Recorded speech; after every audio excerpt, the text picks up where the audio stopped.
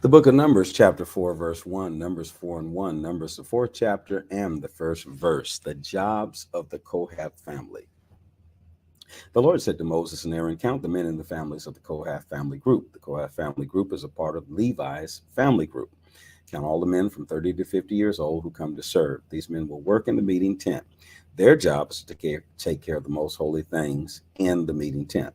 When the Israelites travel to a new place, Aaron and his sons must go into the meeting tent and take down the curtain and cover the box of the agreement with it. They must then cover all of this with covering made from fine leather. Then they must spread the solid blue cloth over the leather and put the poles on in the rings on the holy box. Then they must spread a blue cloth over the holy table. Then they must put the plates, spoons, bowls, and the jars for drink offerings on the table. I bet they better not lose a spoon. Very much into detail. Put the special bread on the table. Then you must put a red cloth over these things, all these things, cover everything with fine leather, and put the poles and the rings of the table. Then they must cover the lampstand with its lamps with a blue cloth. They must also cover all the things used to keep the lamps burning and all the jars of oil that are used in the lamps. Then wrap everything in fine leather. Then they must put all these things on poles used for carrying them. They must spread a blue cloth over the golden altar. They must cover that with fine leather. Then they must put the poles for carrying it in the rings on the altar. Then they must gather together all the special things that are used for worship in the holy place. They must gather them together and wrap them in a blue cloth. Then they must cover that with fine leather. They must put these things on a frame for carrying them. They must clean the ashes out of the bronze altar and spread a purple cloth over it. Then they must gather together all the things that are used for worship at the altar. These are the fire pans, forks, shovels, and bowls. They must put these things on the bronze altar. Then they must spread a covering of fine leather over the altar and put the poles for carrying it in the rings on the altar. Aaron and his sons must finish covering all the holy things in the holy place. Then the men from the Kohath family can go in and begin carrying these things. In this way, they will not touch the holy things and die. Eleazar, son of Aaron the priest, will be responsible for the holy tent. He will be responsible for everything in it, including the holy things. He will be responsible for the oil for the lamp, the sweet smelling incense, the daily offering, and the anointing oil. The Lord said to Moses and Aaron, be careful. Don't let these Kohathite men be destroyed. You must do these things so that the Kohathite men can go near the most holy things and not die.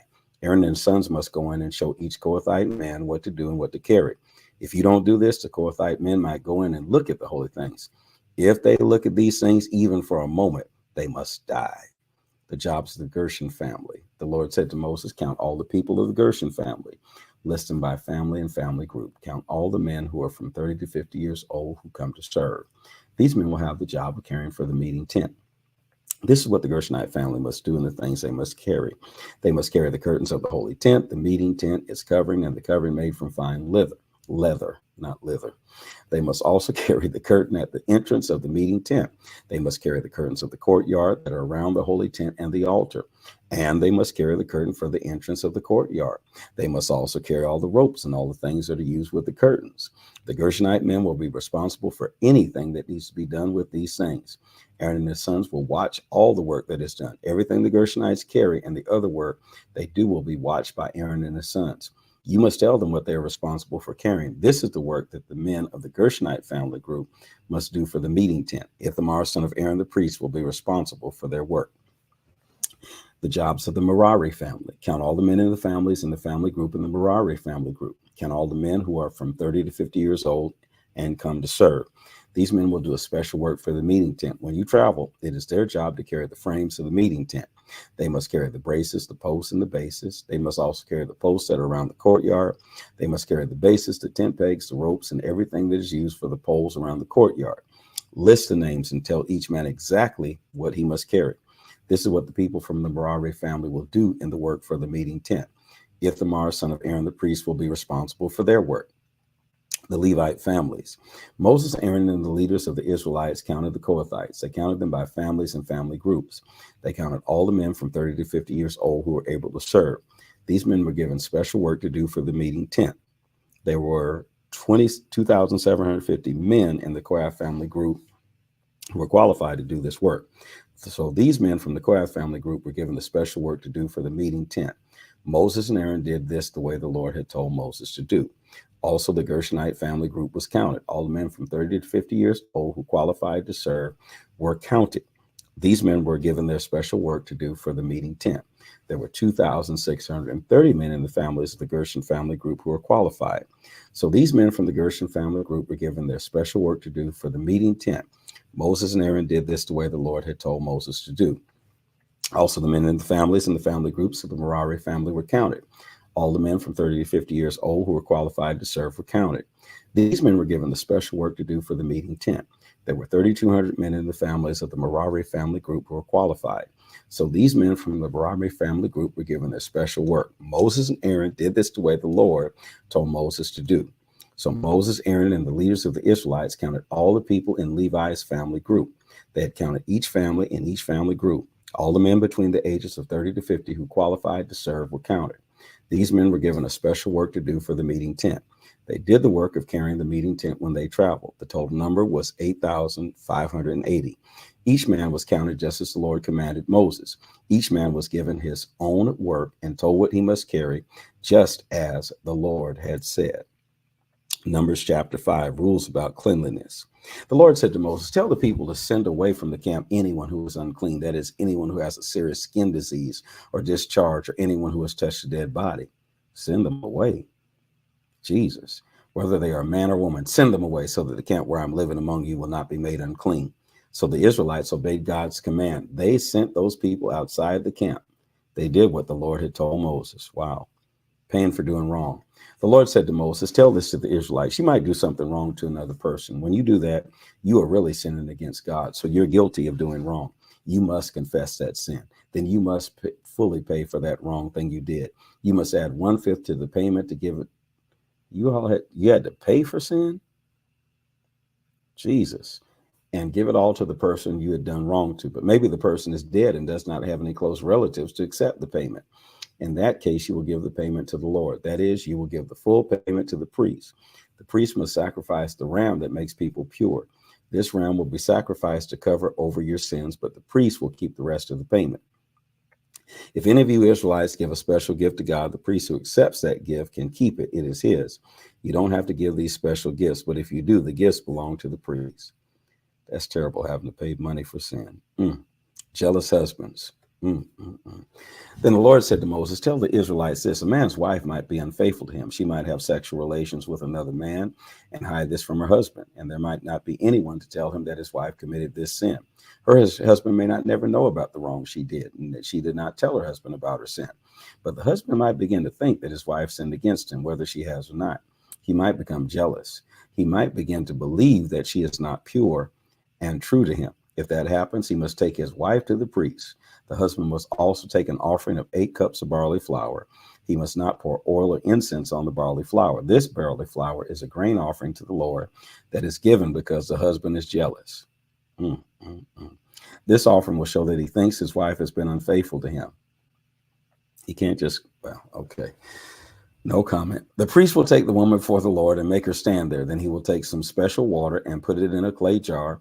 He will put some dirt from the floor of the holy tent into the water with all that blood and junk in it, germs.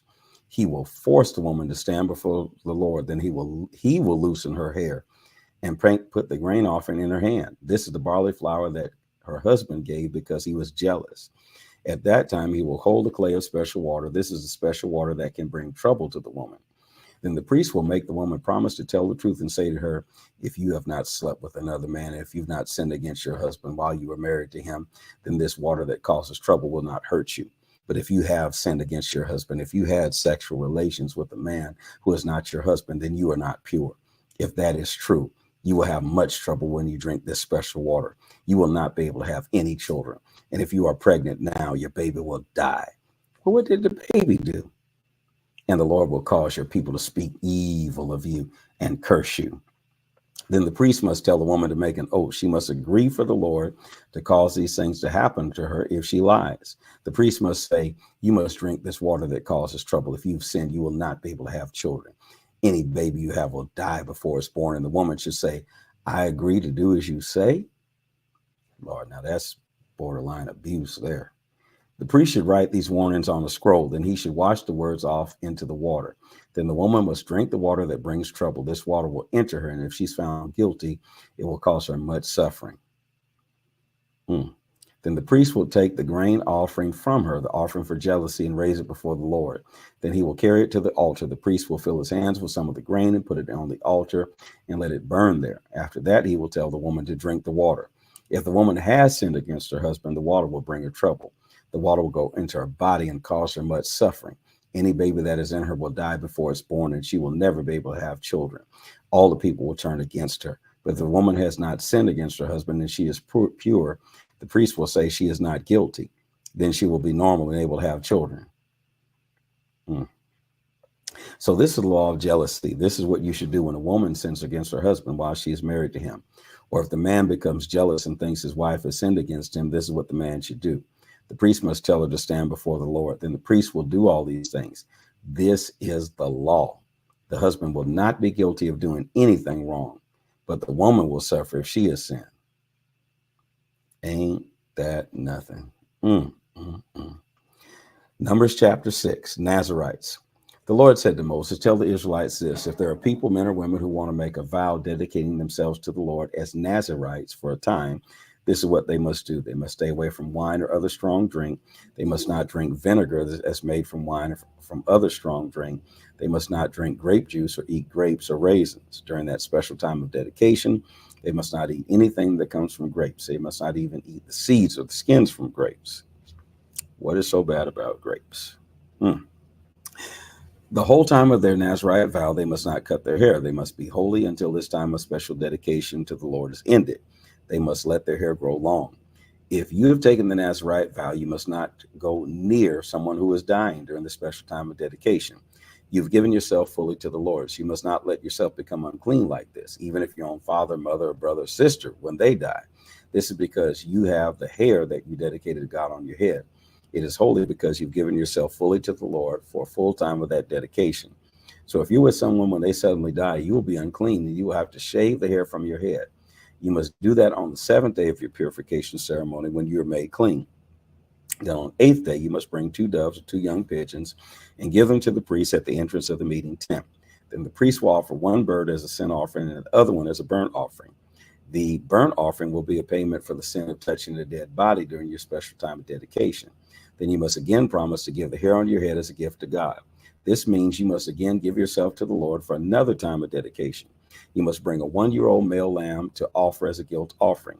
You must start over from the beginning with a new time of dedication because you touched a dead body during your time of dedication.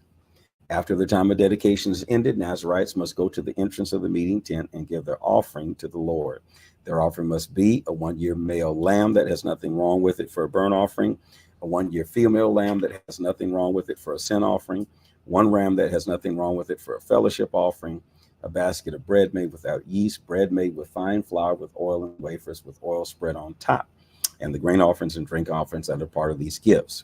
The priest will give these things to the Lord. Then the priest will make the sin offering and the burnt offering.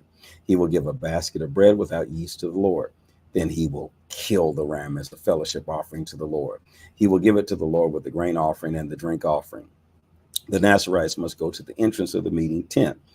They must shave off their hair that they grew as a dedication to the Lord. That hair will be put in the fire that is burning under the sacrifice of the fellowship offering. After the Nazarites have cut off their hair, the priest will give them a boiled shoulder from the ram and a large and a small cake from the basket. Both of these cakes are made without yeast. Then the priest will lift these things up to show that they were presented before the Lord. These things are holy and belong to the priest. Also the ram's breast and thigh that were lifted up and presented belong to the priest. After that, the Nazarites can drink wine.